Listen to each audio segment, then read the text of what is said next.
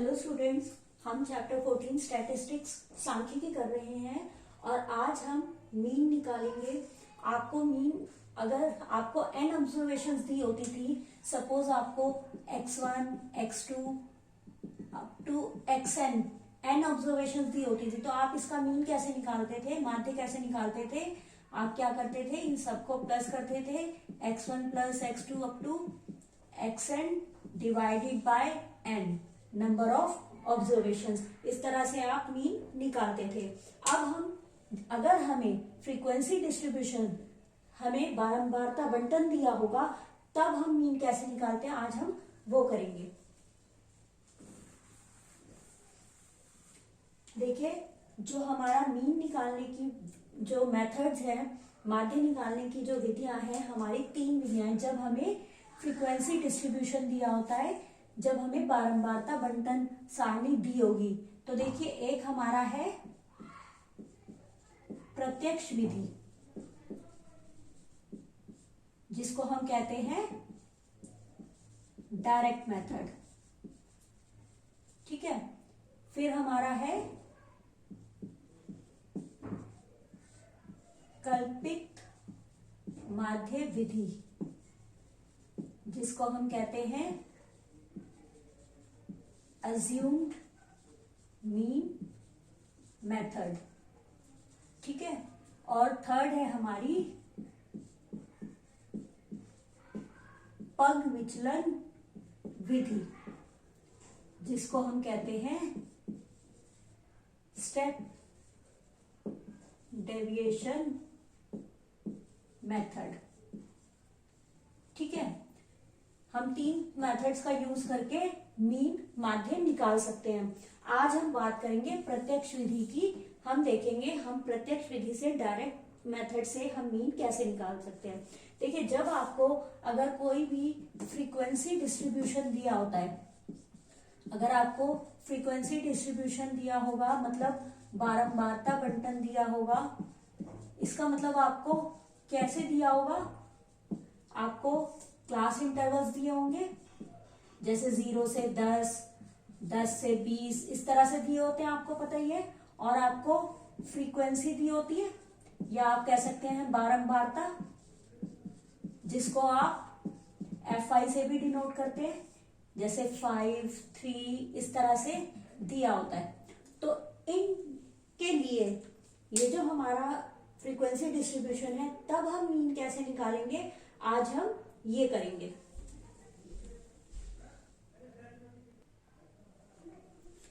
देखिए, मान लीजिए हमें क्वेश्चन दिया है, find mean of the following frequency distribution, निम्न बारंबारता बंटन का माध्य ज्ञात कीजिए।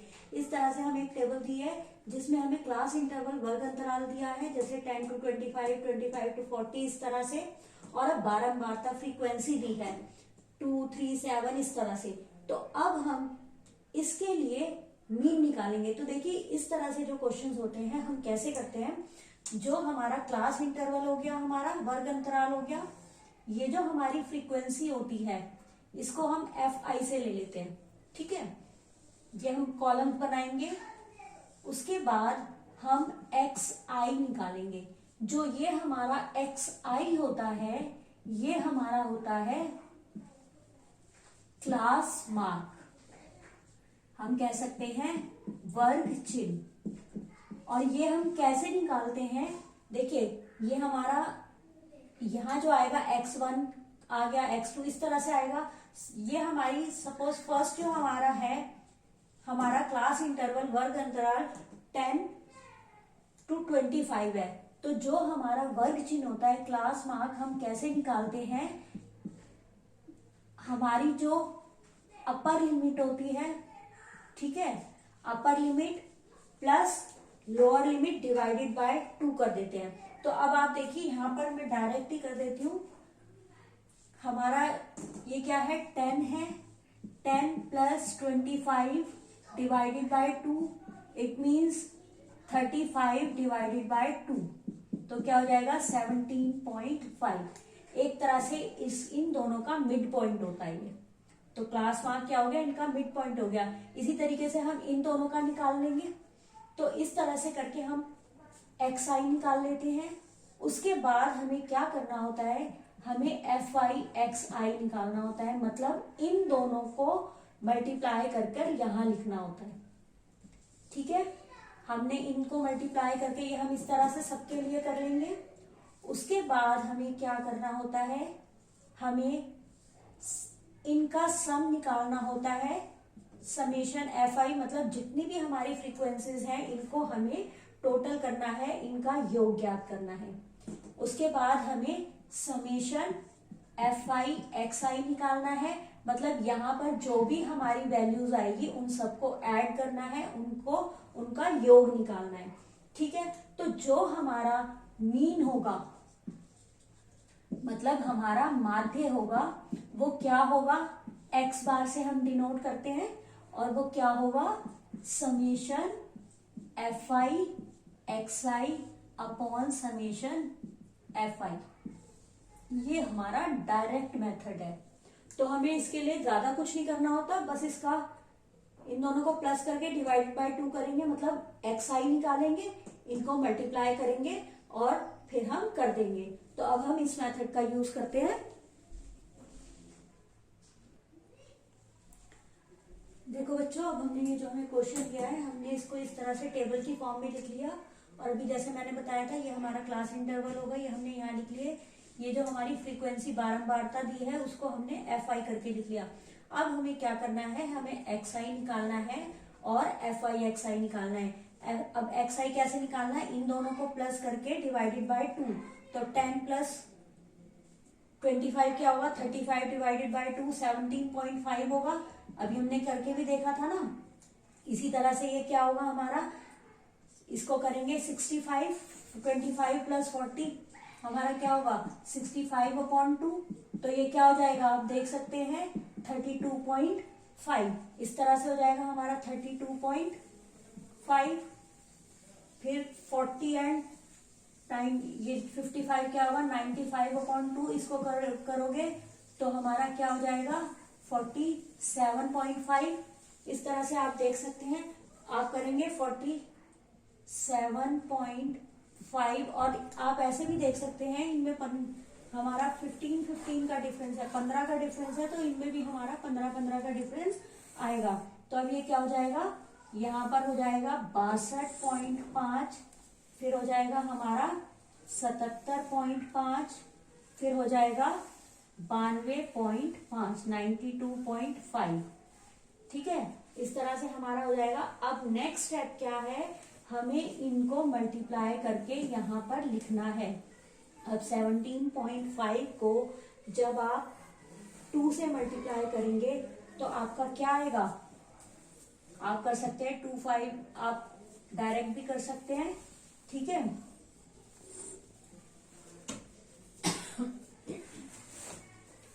हमारा क्या आ गया 35 आ गया। इस तरह से आप कर सकते हैं। देखो जब आप इसको करोगे तो आपका यहाँ पर फिर आएगा 97.5,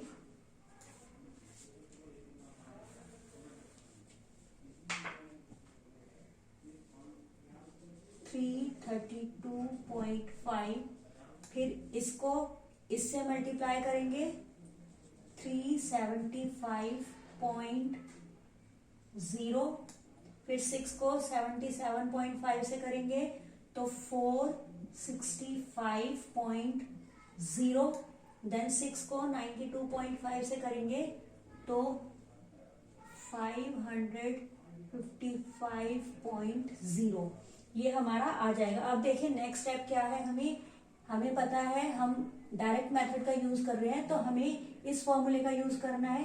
तो देखिए सबसे पहले ये जो हमारी फ्रीक्वेंसीज आई हैं इनको हम प्लस कर लेते हैं।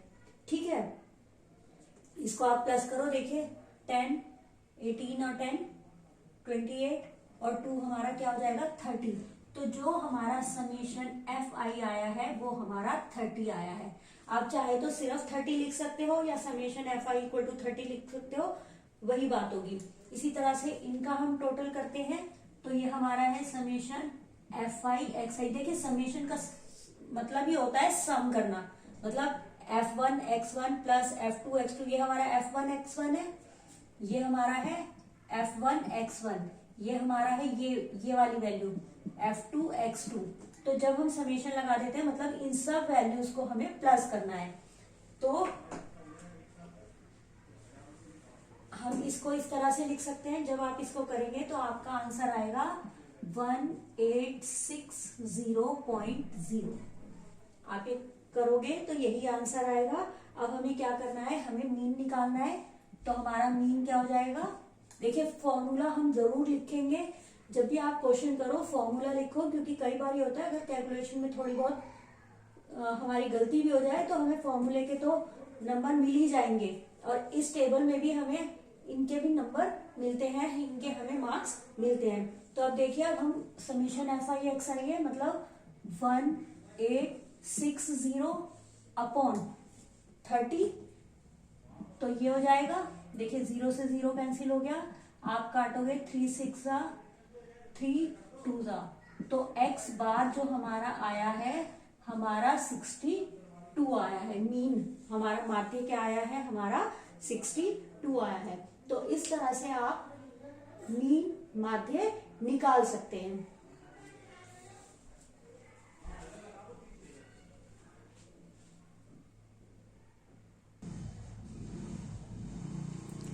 देखिए अब हम नेक्स्ट क्वेश्चन करते हैं। क्वेश्चन है the mean of the following distribution is 50, find the value of Q. यदि निम्न बारंबारता बंटन का माध्य 50 हो 50 हो तो क्यू का मान ज्ञात कीजिए। हमें ये फ्रीक्वेंसी डिस्ट्रीब्यूशन टेबल दी है, बारंबारता बंटन सारणी दी है, और हमें ये कहा है कि जो हमारा माध्य है मतलब हमारा जो मीन है x बार है वो हमारा 50 है। ठीक है, ये हमें ध्यान में रखना है, और हमें Q की वैल्यू फाइंड आउट करनी है। तो देखिए वैसे ही हम टेबल बना लेते हैं, जैसे हमने अभी बनाई थी वैसे ही हम टेबल बना लेते हैं। अब देखिए हमने इस तरह से टेबल बना ली। ये हमारा क्लास इंटरवल हो गया, ये हमारा FI हो गया, फ्रीक्वेंसी हो गई। हम XI निकालते हैं क्लास मार्क। तो ये आपको पता है इसका मिड पॉइंट होगा 0 + 20 मीन्स 20/2 10 हो जाएगा। फिर इन दोनों से निकालेंगे क्या हो जाएगा 30। इस तरह से 20 का डिफरेंस हो जाएगा ना। फिर हमारा क्या आएगा 50, फिर हमारा आएगा 70, फिर हमारा आएगा 90। ठीक है, इस तरह से हमारा आ जाएगा। अब हमें क्या करना है, FI XI निकालना है, मतलब इन दोनों को मल्टीप्लाई कर हमें यहाँ लिखना है। देखिए 17 और 10 को जब हम मल्टीप्लाई करेंगे तो हमारा आ जाएगा 170। ठीक है, अब 30Q, यहाँ पर 30 और Q को करेंगे तो हमारा 30Q आएगा। Q की वैल्यू तो हमें नहीं पता ना, तो इसलिए क्या आएगा हमारा 30Q आएगा। अब इसको करो क्या आएगा 0, फिर 5 से करेंगे 1600 हो जाएगा। ठीक है, इसी तरीके से 0 7 2 16। ठीक है, अब इसको करेंगे 0 1 7 1। ठीक है, तो ये हमारा हो जाएगा 1 7 1 0। अब देखिए नेक्स्ट स्टेप क्या है हमारा, इसको प्लस करना है और इसको प्लस करना है, मतलब समेशन FI हमें निकालना है और समेशन FI XI हमें निकालना है। देखिए यहाँ पर जब हम करेंगे तो हमारा क्या आएगा, Q हमारा है तो हम इन सबको ऐड कर लेंगे, इन सबको जमा कर लेंगे और प्लस Q को अलग से लिख देंगे। ठीक है, जब हम इनको ऐड करेंगे, देखिए आप ऐड कर सकते हो, इनको ऐड करो। देखिए 7 16 20 22 का 2 2 और 3 6 7 8 9 92 प्लस Q, इस तरह से आएगा। ठीक है, इस तरह से हमारा आएगा। इसी ऐसे ही देखिए यहाँ पर हम इन सब टर्म्स को ऐड कर देंगे और प्लस में 30q लिखेंगे। ठीक है, तो जब आप इसको ऐड करोगे तो आपका आएगा 5160 प्लस 30q। यहां पर मैं अलग से लिख देती हूँ, जो हमारा समीशन fi आया वो हमारा आया 92 प्लस q, और समीशन fi जो आया हमारा आया 5160 प्लस 30q। अब देखिए हमें पता ही है हमारा x बार क्या होता है, summation fi xi upon mason fi। x बार मतलब मीन हमें पता है ना, माध्य पता है 50, तो हम सिंपली वैल्यूज पुट करते हैं। यहाँ 50 आ गया, यहाँ देखो ये क्या है हमारा 5160 अपॉन प्लस 30q अपॉन ये क्या है हमारा 92 प्लस q। अब इसको क्रॉस मल्टीप्लाई कर सकते हो, 50 92 प्लस q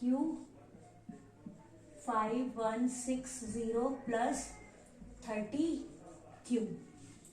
अब इसको कर लोगे, जब हम करेंगे इसको 50 से इसको करेंगे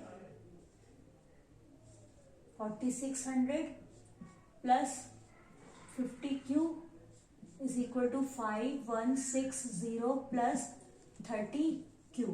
अब q वाली जो ये दो हमारी टर्म्स q वाली है हम एक साइड ले जाते हैं, तो हम क्या करते हैं 50q हमारा यहाँ पर है, इसको इधर ले आते हैं तो माइनस 30q हो जाएगा इक्वल टू 5160, और ये इधर चला जाएगा तो माइनस 4600। ठीक है, अब ये मैं यहां से हटा देती हूं।